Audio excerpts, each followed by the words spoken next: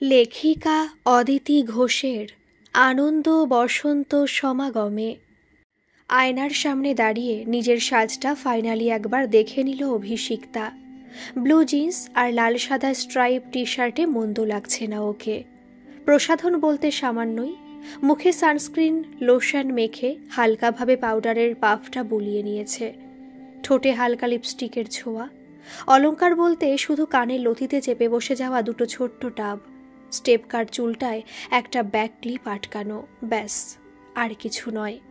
এতেই বেশ আকর্ষণীয় হয়ে উঠেছে অভিষিক্তা রায়। দুদিকে বেল্ট দেওয়া ব্যাগটা পিঠে তুলে নিতে নিতে নিজের মনেই হাসল অভিষিক্তা। নিজের বদলটা যে এভাবে হবে সেটা 2 বছর আগেও ভাবেনিও। আজকের এই বদলটা সম্ভব হয়েছে মা বাবার সাপোর্ট পেয়ে।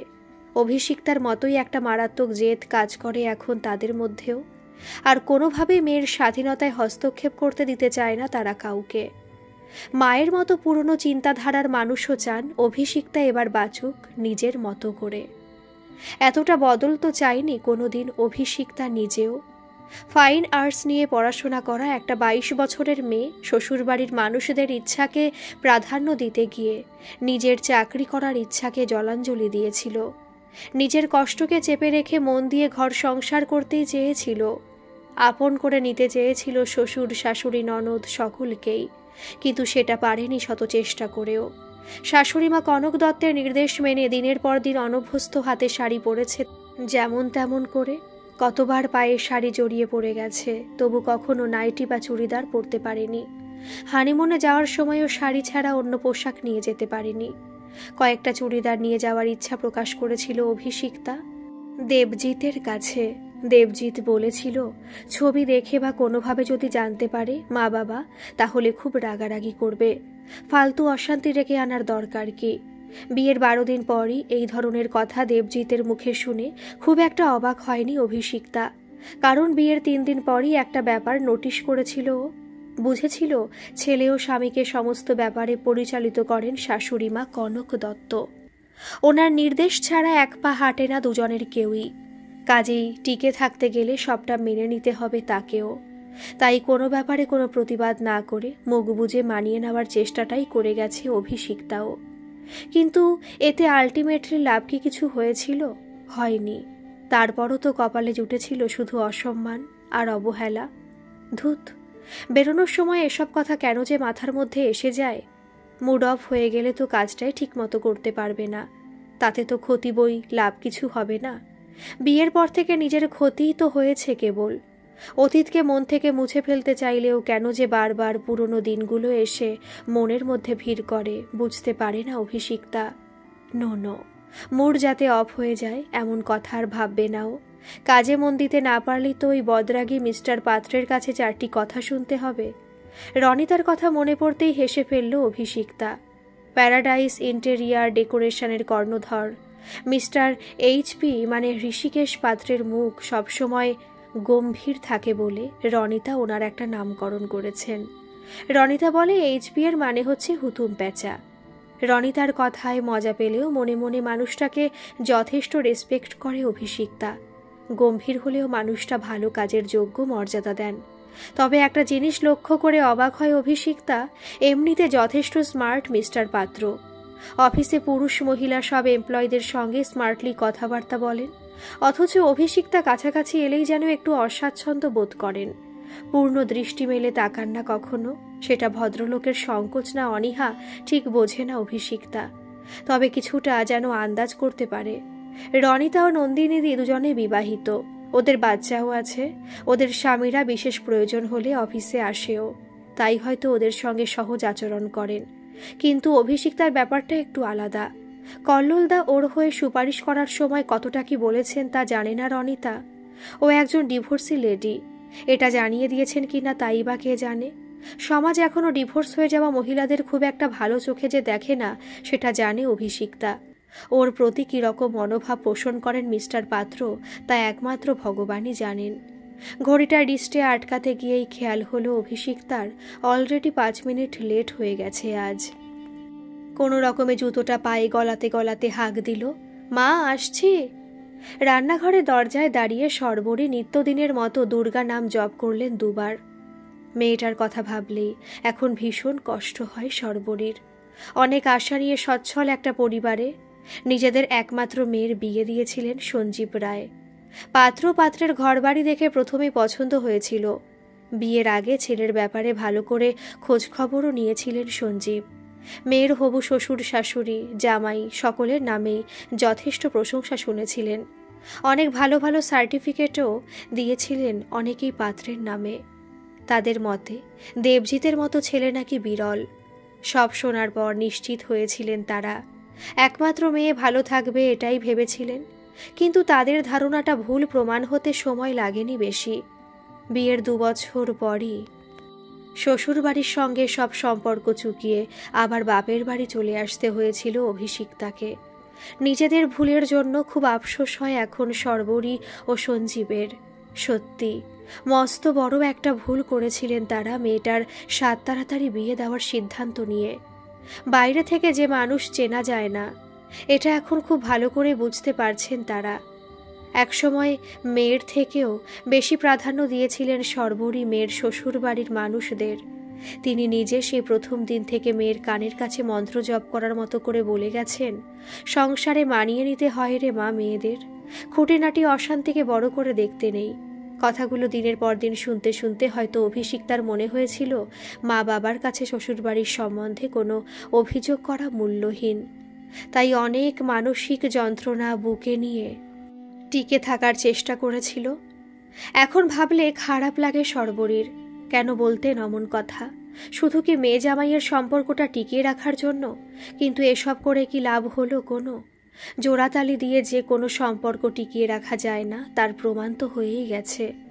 সেদিন মারাত্মক খবরটা পেয়ে পড়ি মরি করে ছুটেছিলেন সঞ্জীব ও সর্বরী নার্সিংহোমে, কিন্তু তখন আর করার কিছু ছিল না।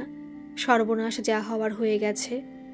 অপারেশন করে পেট থেকে 8 মাসের মৃত বাচ্চাটাকে বার করা হলেও অভিষিক্তার শারীরিক অবস্থার অবনতি হচ্ছিল ক্রমশ।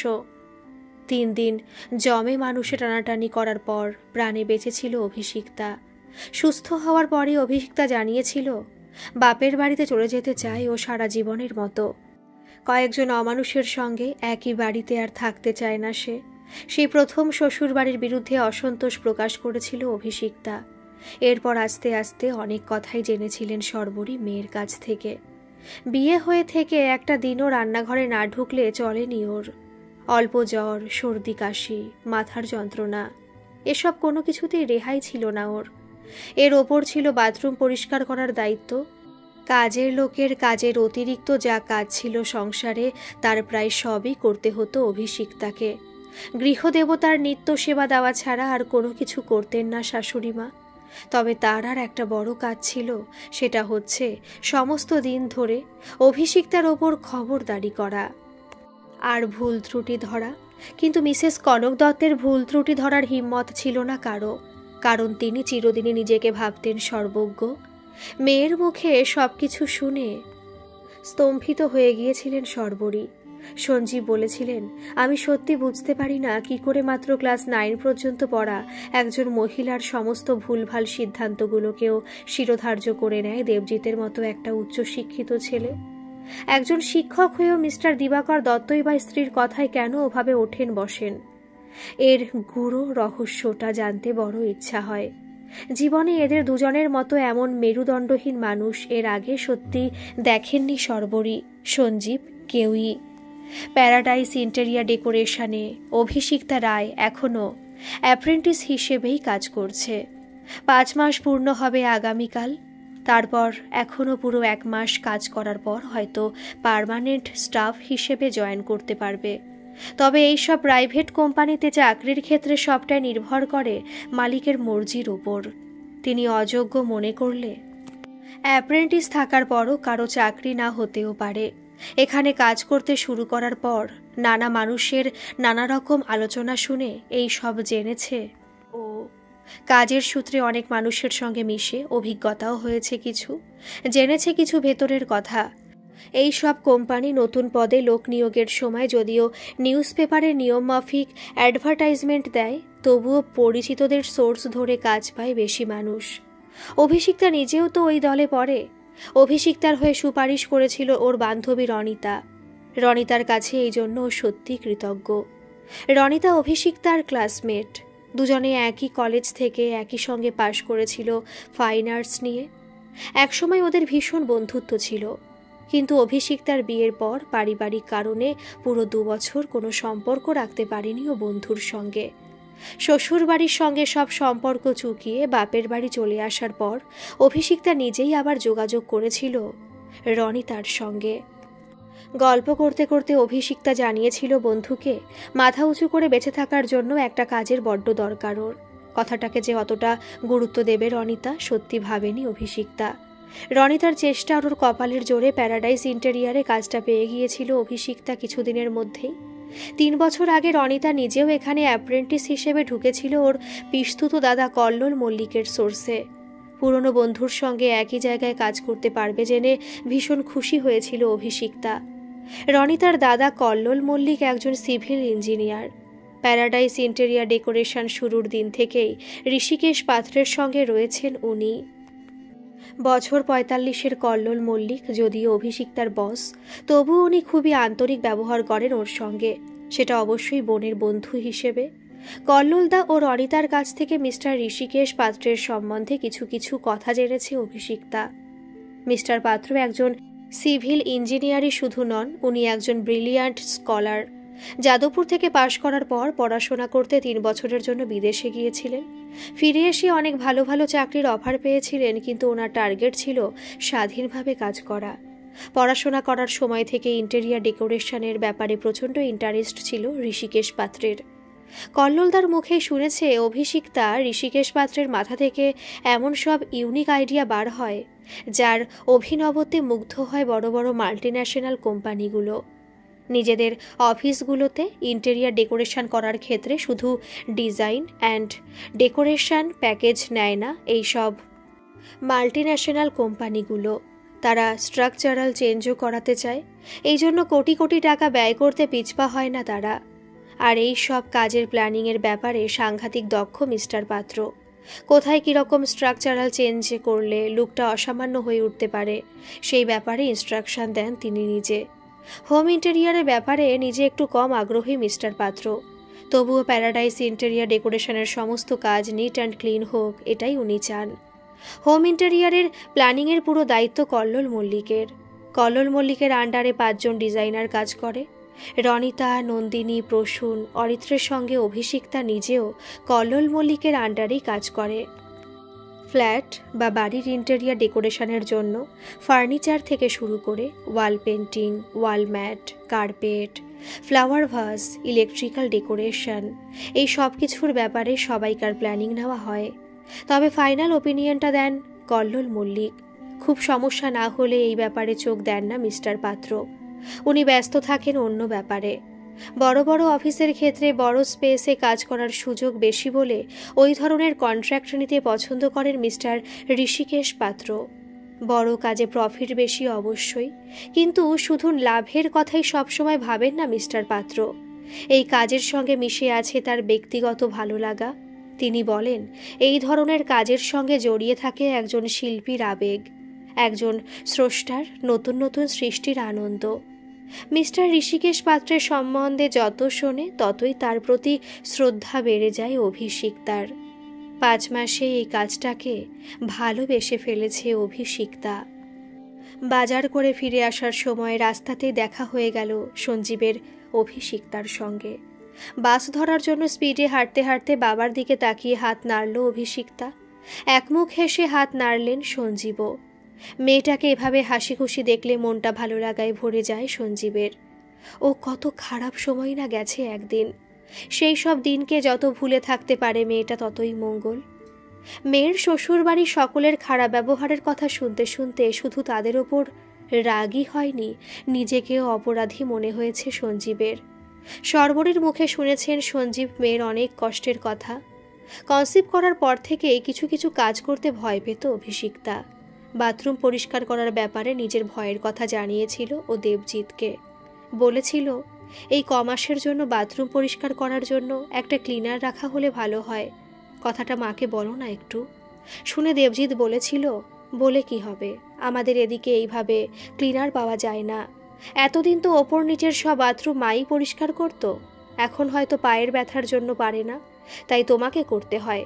তোমার অসুবিধা হলে করবে না?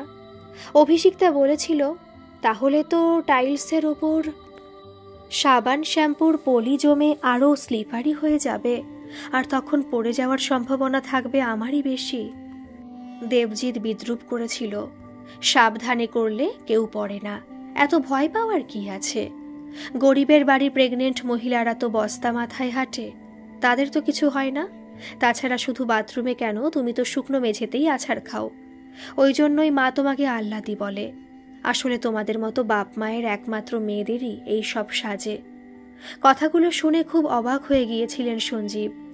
দেবজিতের মা না হয় বলতেই পারেন এসব, কিন্তু দেবজিৎ নিজেও যে এই রকম আচরণ করত অভিষিক্তার সঙ্গে, ভাবতেই পারেননি তারা কোনো দিন।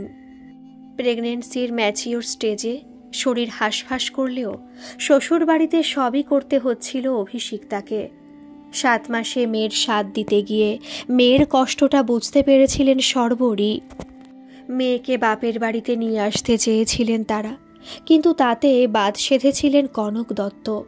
হাসতে হাসতে বলেছিলেন, বাচ্চা হওয়ার পর নার্সিংহোম থেকে সরাসরি বাপের বাড়িতেই ওকে নিয়ে যাবেন তো আপনারা। তখন যতদিন ইচ্ছা থাকবে ওখানে, কারণ আমার শরীরের যা কন্ডিশন তাতে বাচ্চার ঝক্কি নিতে পারবো না আমি। সেই জন্য বলছি এখন আর যেতে হবে না ওকে। যদি কোনো রকম তিক্ততার সৃষ্টি হয় এই ভেবে কোনো তর্ক করেননি সর্বরী বা সঞ্জীব। আসার সময় শুধু মেয়েকে সাবধানে থাকতে বলে এসেছিলেন। বাড়ি ফিরে এসে থেকে মেয়েকে নিজেদের কাছে নিয়ে আসার অপেক্ষায় দিন গুনছিলেন দুজনেই। এরই মধ্যে ঘটে গিয়েছিল সেই সাংঘাতিক বিপদটা। অভিষিক্তা তখন 8 মাস প্রেগনেন্ট। ওই রকম অবস্থায় ওকে বাড়িতে রেখে 5 দিনের জন্য বালিগঞ্জে মেয়ের কাছে গিয়েছিলেন দিবাকর দত্ত ও কনক দত্ত।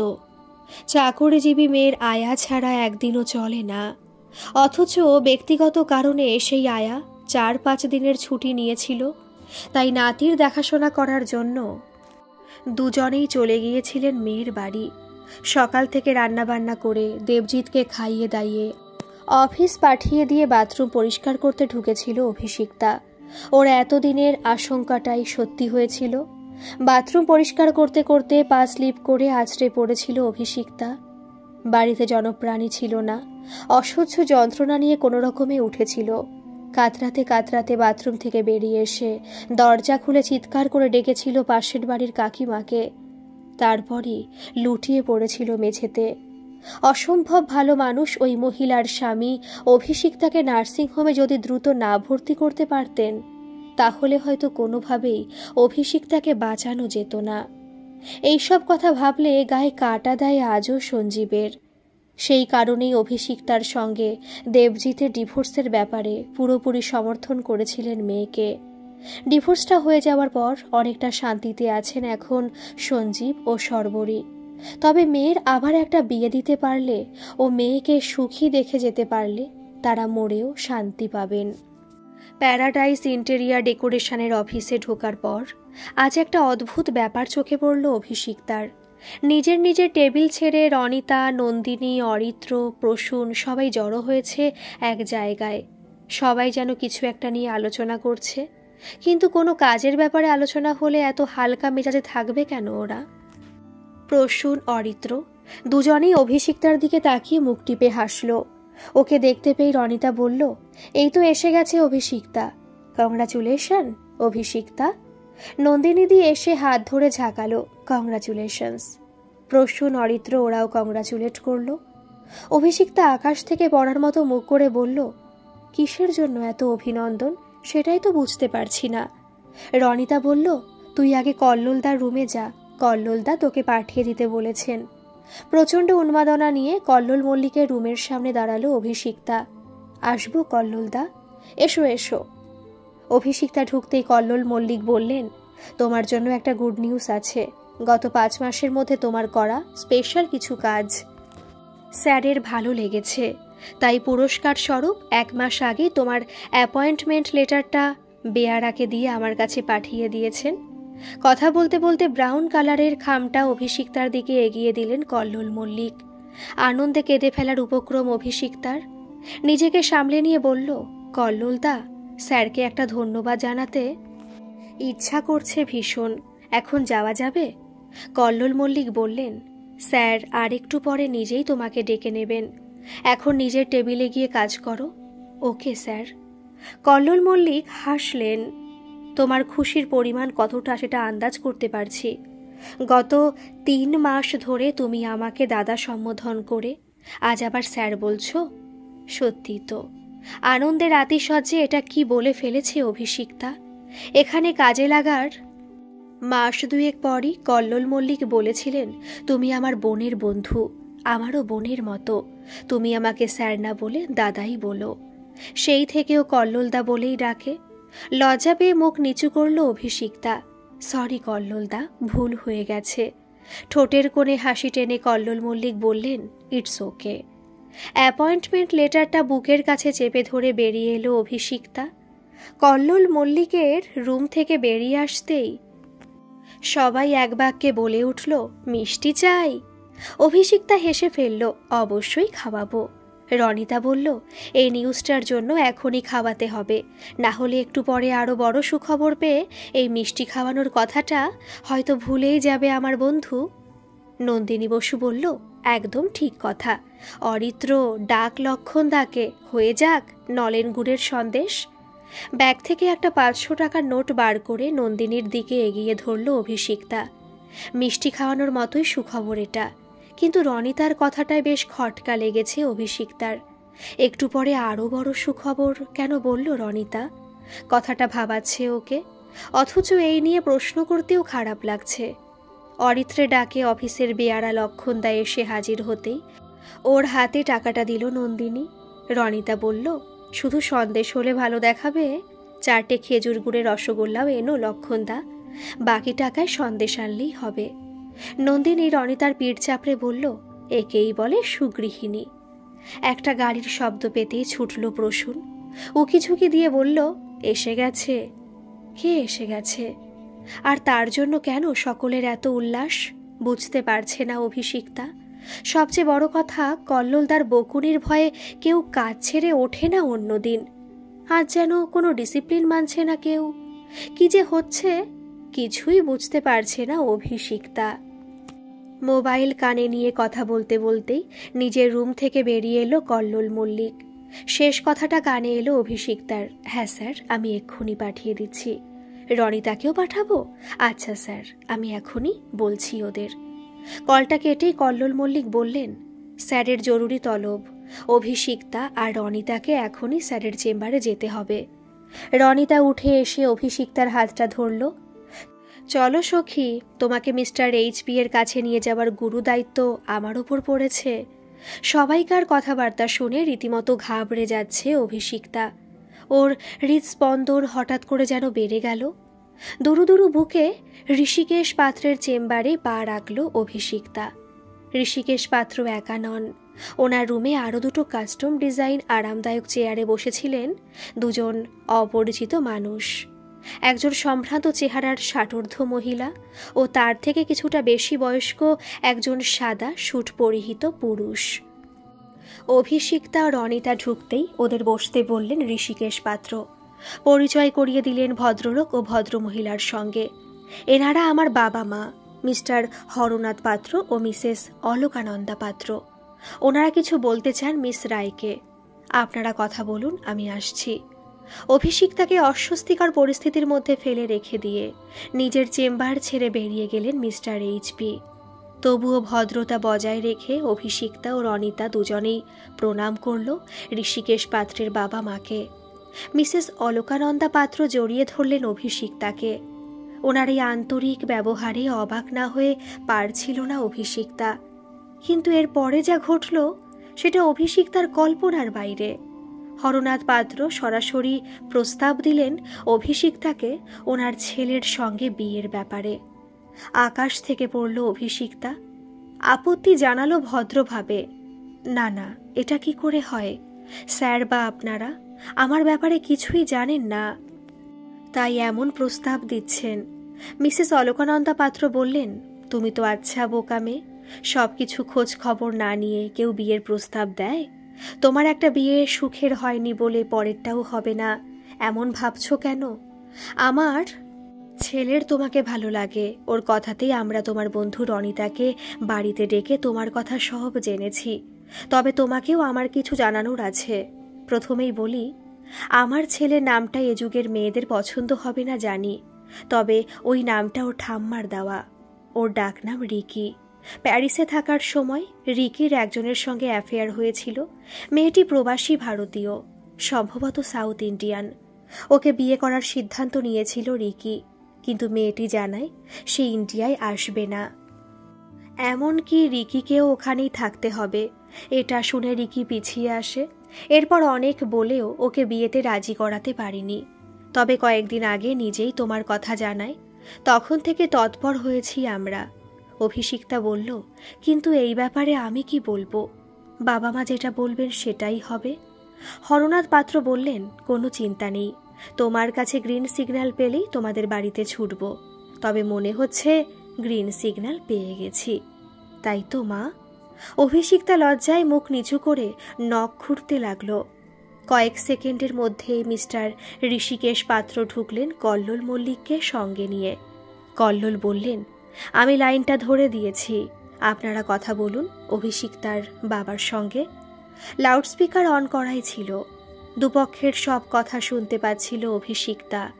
বাবা মা দুজনেই কথা বললেন। নিজেদের উচ্ছ্বাস যেন ধরে রাখতে পারছে না ওরা। কিছুক্ষণ কথা বলার পর আগামী ফাল্গুনেই বিয়ের ডেট ফাইনাল হয়ে গেল। অভিষিক্তার বুকের মধ্যে এখন টুংটাং শব্দে জল তরঙ্গ বেজে চলেছে, কারণ রনিতার ওই হুতুম প্যাঁচাকে প্রথম দিনে যে ভালো লেগে গিয়েছিল অভিষিক্তার। গল্পটি কেমন লাগলো অবশ্যই কিন্তু কমেন্ট করে জানাবেন, আর ভালো লাগলে একটা সাবস্ক্রাইব করে আমার পাশে থাকবেন। ধন্যবাদ।